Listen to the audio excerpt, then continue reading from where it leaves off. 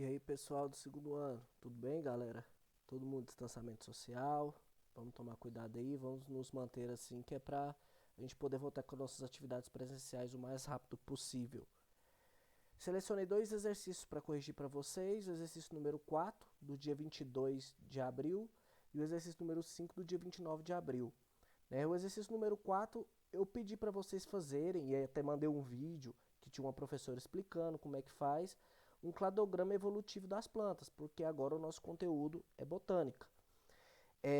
O que é um cladograma evolutivo, primeiramente? Então, isso aqui é a resolução do exercício número 4.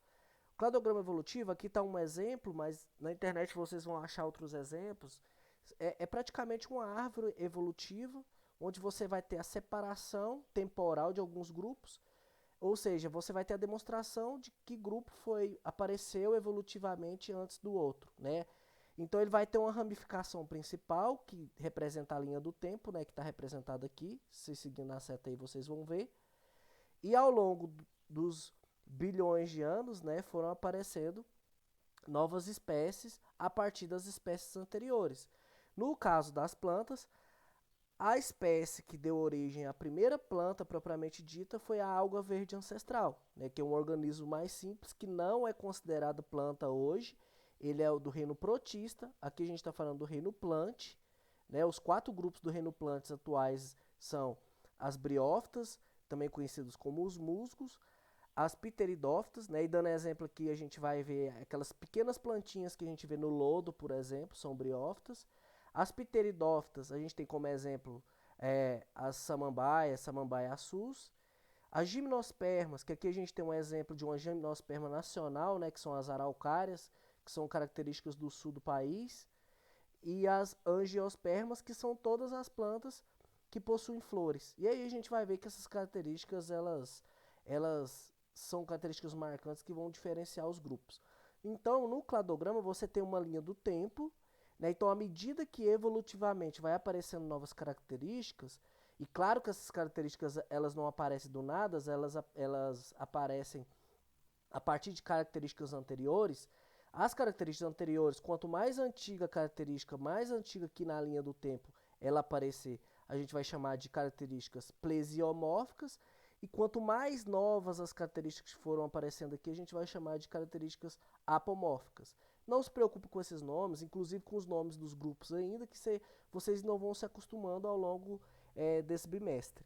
Né? Então, o primeiro grupo de plantas que surgiu a partir da alga verde ancestral foram as briófitas. Né? Então, ela apresentou algumas características que foram marcantes. Eu nem vou dar exemplo muito dessas características agora, porque na correção do exercício 5, né, do dia 29, a gente já vai falar sobre essas características que foram aparecendo.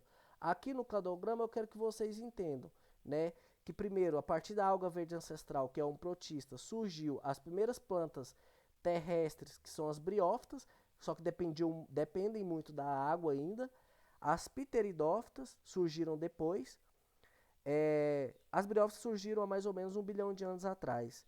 Aí, ao longo do tempo, surgiu as pteridófitas, e aí a gente vai ver as características que foram importantes para diferenciar esses dois grupos.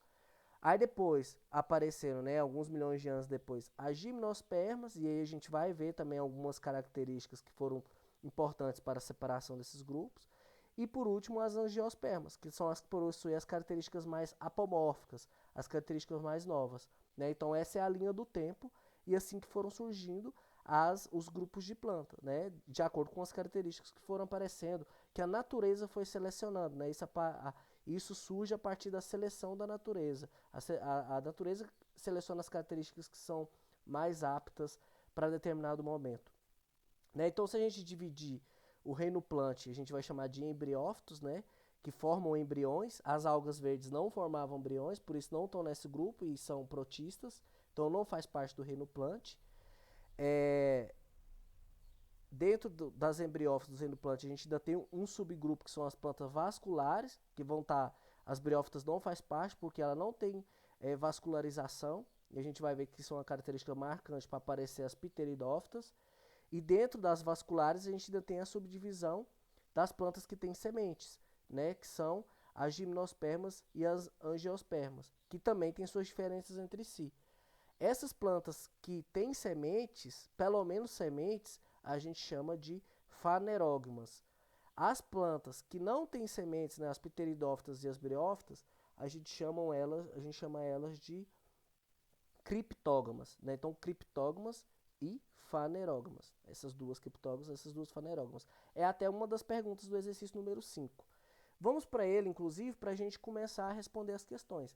Qual organismo que deu origem a todos os grupos de plantas atuais? Então, lá na base do nosso cladograma, né, lá há bilhões de anos atrás, o organismo que deu origem ao primeiro grupo de plantas foram as algas verdes, né, algas que já estavam conseguindo habitar o ambiente terrestre, né, então elas deu origem às briófitas, né, então elas deram origem às briófitas, então a alga verde ancestral foi o organismo que deu origem às briófitas.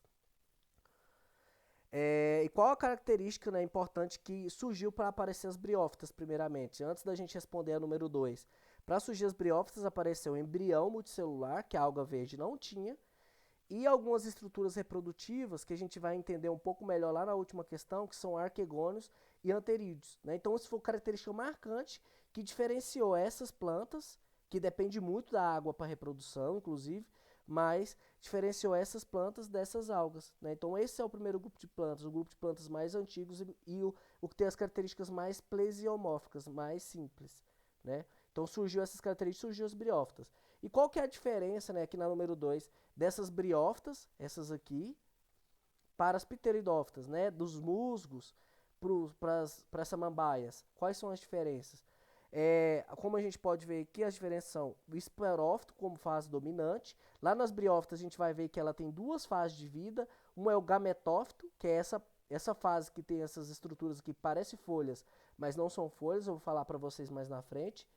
E tem essa estrutura assim que é o esporófito, então gametófito e esporófito. Na briófita, a maior parte do tempo, ela está na fase de esporófito, né, com esse esporófito aqui. Já nas pteridófitas, a maior parte do tempo, o esporófito, quer dizer, nas briófitas, o gametófito é a maior parte da fase da vida delas, nas briófitas, gametófito, essa parte aqui. Já nas pteridófitas, a parte de reprodutiva dela, né, a parte do esporófito é mais dominante, né? Então essa é uma característica diferenciar as duas. Então nas briófitas a maior parte do tempo ela está na forma de gametófito, nas pteridófitas a maior parte do tempo ela está na forma de esporófito. Vocês vão entender um pouco o que são essas estruturas na hora que eu falar da reprodução das briófitas lá na frente. Os vasos condutores, uma coisa de fundamental importância, que aqui a briófita ela faz assimilação da água e sais minerais direto para suas estruturas, né? Ela não tem uma raiz bem formada, um caule bem formado e nem folhas propriamente dita. Já na pteridófita a gente tem vasos condutores, né? Então a gente tem diferentes vasos condutores que vão levar a água e os sais minerais para a planta, né, e para as outras estruturas da planta. Então isso foi uma característica que surgiu, que também é uma característica marcante das pteridófitas, que faz diferenciar esses dois grupos. Além da formação de folhas verdadeiramente ditas e caule verdadeiramente ditos. Aqui a gente não tem. A gente vai ver lá na frente que a gente tem aqui filóide, cauloide, mas não chega a ser um caule, uma folha como aqui a gente tem. Então essas são as principais características de divisão desses dois grupos.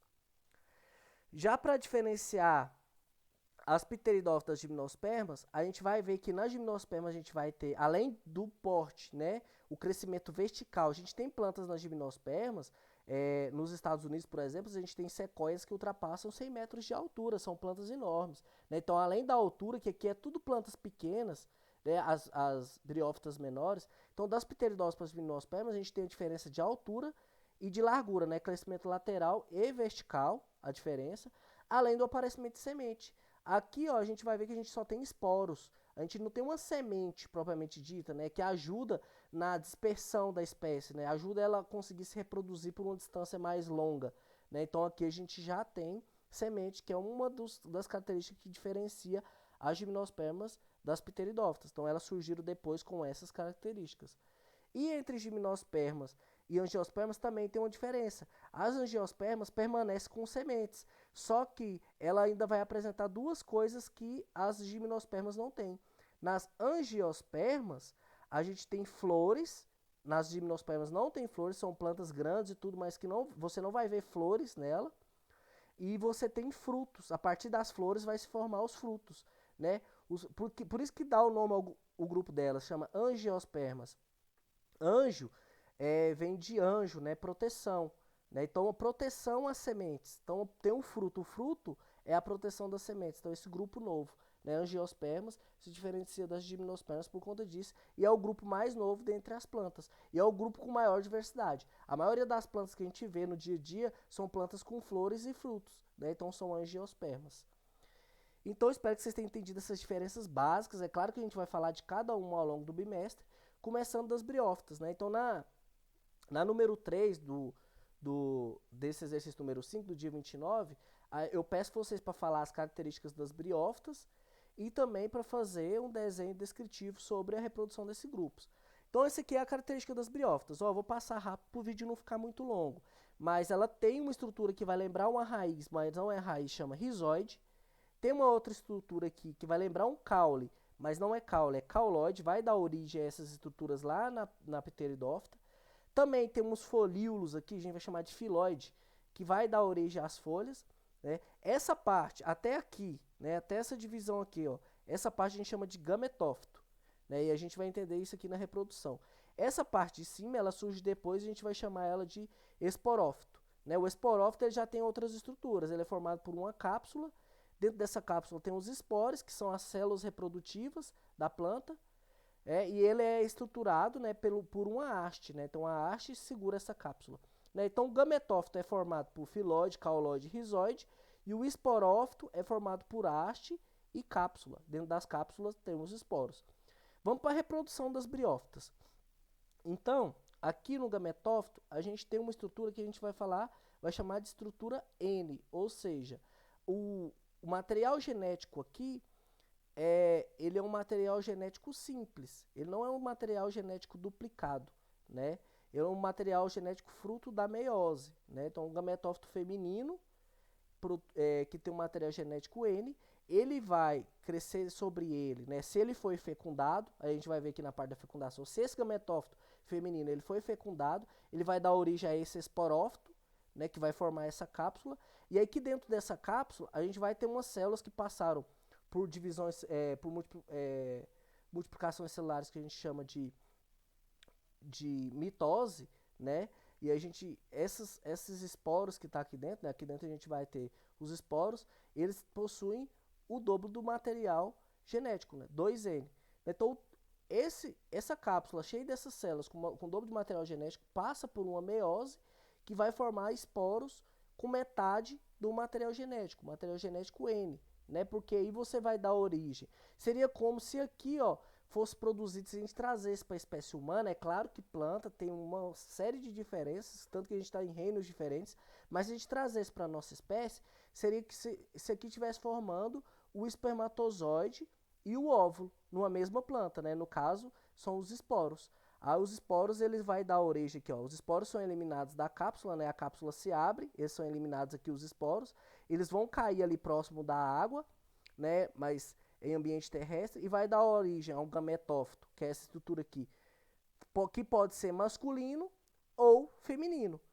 No gametófito masculino, vai produzir uma estrutura que a gente chama de anterídeo. Nome feio demais, só que vocês vão aprender e vão se acostumar com ele, o anterídeo. No anterídeo, a gente vai ter, né, o gametângio masculino. Então, seria aqui que seria produzido, no caso, os anterozoides para as plantas, que são gametas masculinos, assim como os espermatozoides são os nossos, né, dos seres humanos, são os nossos gametas masculinos. Então, aqui, ó, então, germinou aqui os esporos, né, surgiu o gametófito masculino, surgiu o gametófito feminino. No gametófito masculino vai ter esse anterídeo vai formar os anterozoides. No gametófito feminino, vai se formar uma estrutura que a gente chama de arquegônio, né? Que é um gametângio feminino, né? Que seria a estrutura reprodutiva feminina. Esse gametângio, ele vai ser fecundado pelo anterozoide, então a parte masculina, né? A célula reprodutora, gameta masculino, vai fecundar a célula reprodutora feminina, que é essa oosfera, né? E vai gerar um embrião 2N. Esse embrião 2N vai dar origem a um novo gametófito, que vai dar origem a um novo esporófito e assim se faz o ciclo de reprodução. Então, recapitulando rapidamente, aqui a gente tem a estrutura, né? A maior parte da vida de uma briófita ela está na fase de gametófito. Ela produz esse esporófito com uma cápsula. Essa cápsula vai passar por os esporos lá dentro, as células dela lá dentro vai passar por uma meiose e vai dar origem aos esporos. Esses esporos têm metade do material genético, que vai dar origem a um gametófito masculino, um gametófito feminino. Esses gametófitos vão dar origem aos gametas masculinos e femininos que vão gerar na fecundação. Se você junta metade do material genético que está aqui no masculino com metade do material genético que está no feminino, forma um novo organismo com material genético completo, que aí vai dar origem a uma nova planta. Então esse é o ciclo de reprodução das briófitas. Preste muita atenção, lê novamente, assiste o vídeo novamente, porque isso aqui é o princípio da reprodução das plantas. Vocês precisam entender esse básico para entender os dos próximos organismos. Qualquer dúvida, é só vocês entrarem em contato comigo e também refazer a leitura que vocês vão conseguir sanar essas dúvidas, tá bom? Um abraço e até mais.